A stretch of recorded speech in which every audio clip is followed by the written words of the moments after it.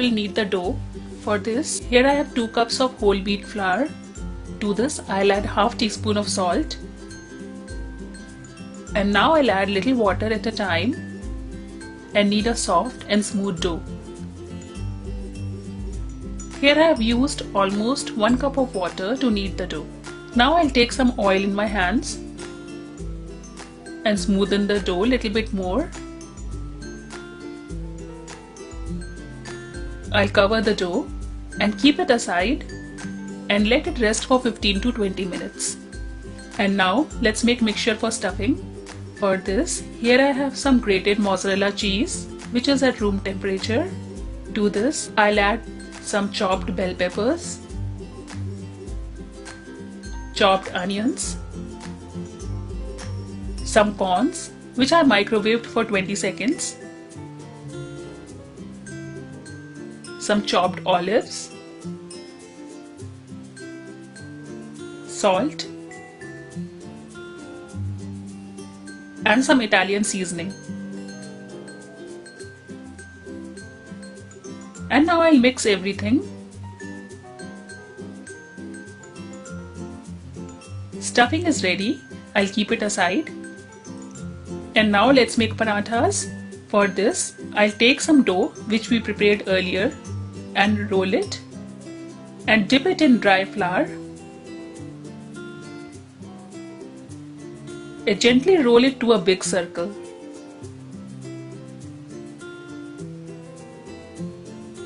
This is the thickness we are looking for.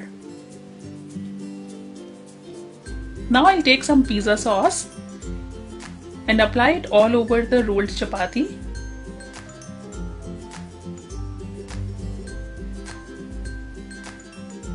And now I'll put some stuffing only on the half of the rolled chapati.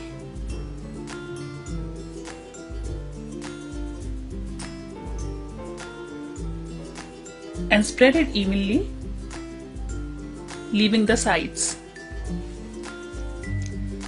And now I'll cover the stuffing with the other half of the chapati like this and stick it properly with my hands. And I'll take a fork and press the ends gently like this to seal it properly. This paratha is ready for frying. I'll keep it aside. Here I'll also show you some other ways of making pizza parathas. In this case, I'm using pesto sauce as a base.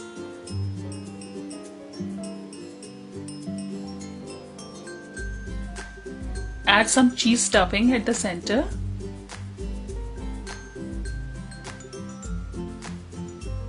And try to spread it in a square shape. And now I'll fold it like this to give it a square shape.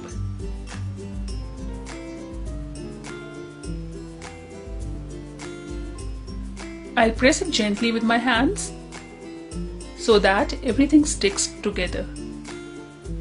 This one is also ready for frying. I'll keep it aside. And let's make one more. For this, I'll roll 2 chapatis, where one chapati is slightly bigger than other. I'll take big size chapati and add some stuffing.